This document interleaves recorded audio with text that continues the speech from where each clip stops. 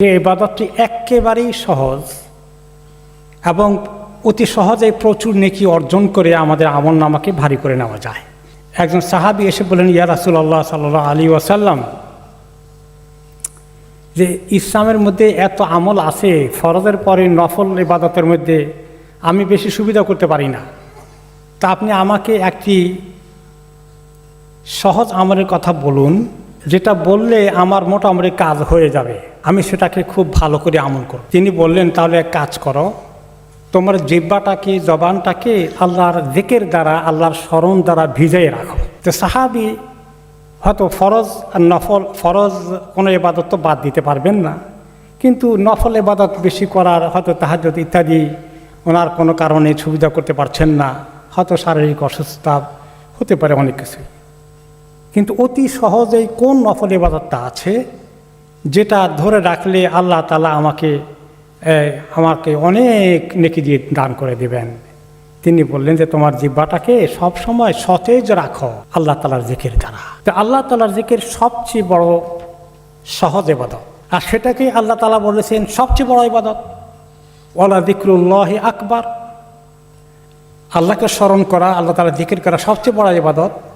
যদিও সেই আল্লাহর জিকিরের মধ্যে সব ইবাদতই ঢুকে যায়।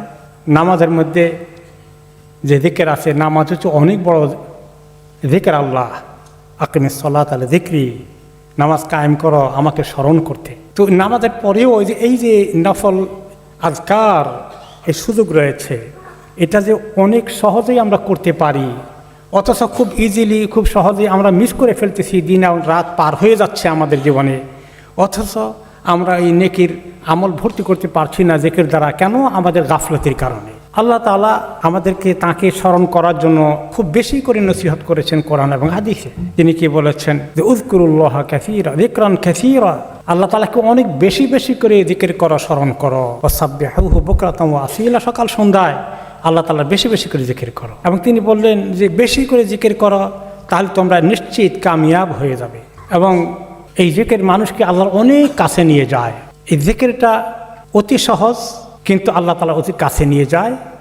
এর মধ্যে অনেক কিছুর গ্যারান্টি আছে। যেই ব্যক্তি আল্লাহ তাআলাকে এইভাবে স্মরণ করবে, জিকির করবে, শয়তান তার কাছে বেশি সুবিধা করতে পারবে না। যে বাড়িতে আল্লাহকে বেশি করে জিকির করা হয়, ডাকা হয়, সেই বাড়িতেও, সেই ঘরে শয়তান বেশি সুবিধা করতে পারবে না। প্রোটেকশন, আল্লাহ তাআলাকে ডাকছেন আর আল্লাহ তাআলা আপনাকে ছেড়ে দিবেন শয়তানের হাতে, অসম্ভব।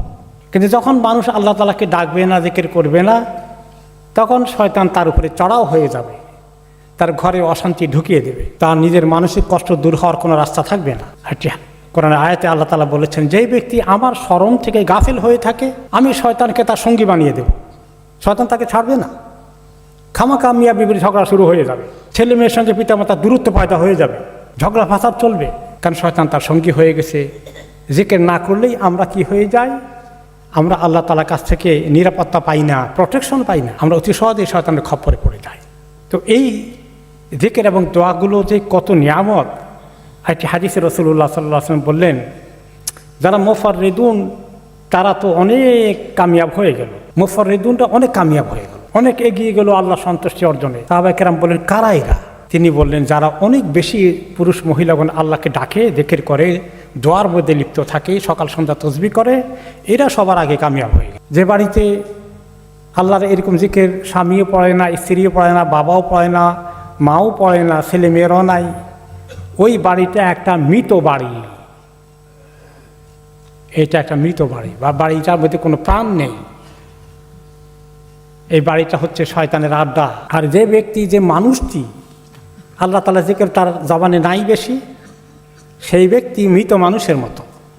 আর যে ব্যক্তির জবানে আল্লাহর জিকির অনেক বেশি আছে, সেই ব্যক্তি একটা জিন্দা মানুষ, জিন্দা দিল। জিকির আল্লাহ তাআলা আমাদের অন্তরে অনেক সান্ত্বনা, তৃপ্তি, নিরাপত্তা দান করবে।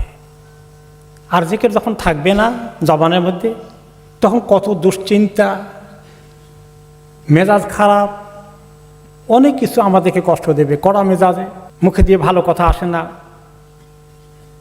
ইত্যাদি অনেক সমস্যা আমরা পড়ে যাব।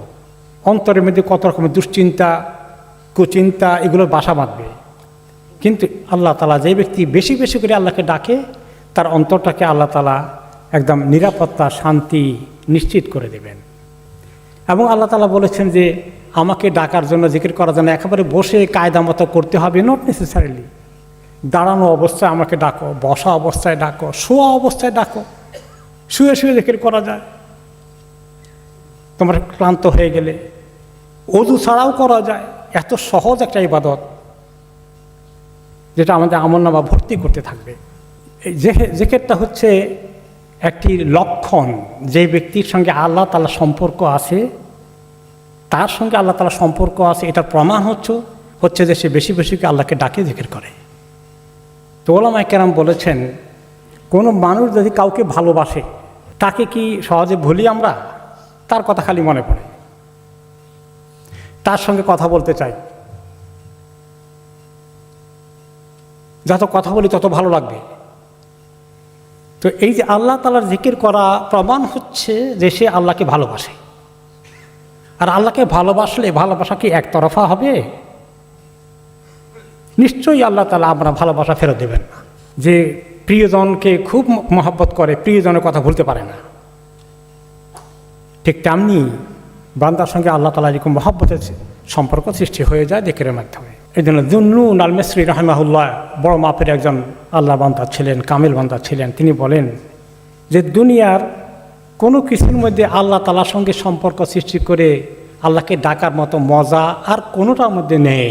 খাওয়া দাওয়া, দাম্পত্য জীবন থেকে শুরু করে ধন সম্পদ, বাড়ি গাড়ি, এগুলোর মধ্যে এত মজা নাই আল্লাহ তাআলার সঙ্গে আল্লাহকে ডেকে থেকে সম্পর্ক সৃষ্টি হয়ে গেলে যে মজা পাওয়া যায়।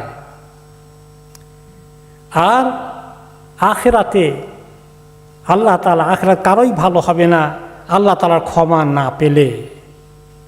আর এমনকি জান্নাতেও এত মজা আসবে না যতক্ষণ না আল্লাহর দিদার অর্জন না হয়েছে। আল্লাহর দিদার সাক্ষাৎ জান্নাতের সবচেয়ে বড় নিয়ামত। যারা আল্লাহকে ভালোবেসেছেন তাদের জন্যই তো সে নিয়ামত অপেক্ষা করছে। আরও বলেছেন, যে ব্যক্তি তার অন্তর এবং জবানকে আল্লাহ তাআলার জিকির দ্বারা ব্যস্ত রাখে, আল্লাহ তার অন্তরে আল্লাহর প্রতি আকর্ষণ, আল্লাহর সঙ্গে সম্পর্কের মজা একদম ঢেলে দেবেন। যে আল্লাহ তাআলার সঙ্গে সম্পর্ক করে এই সকাল সন্ধ্যার থেকে শুরু করে নামাজের আগে পরে তাসবিহাতগুলো, দোয়াগুলো, আসবাহানা ও আসবাহাল মুলকুল্লাহ, আলমসাইন ও আমসাল মুলকুল্লাহ, এই পুরো লিস্টটা প্রতিদিন পড়া, কোনোদিন মিস না করা। এভাবে যে ব্যক্তি বেশি বেশি করবে তার টাইটেল হয়ে যাবে সে আল্লাহ তাআলার জাকিরিনের অন্তর্ভুক্ত হয়ে গেল। এবং যারা আল্লাহ তাআলার জাকিরিন হয়ে যায় তাদের জন্য আল্লাহ তাআলা জান্নাতকে রেডি করে রেখেছেন।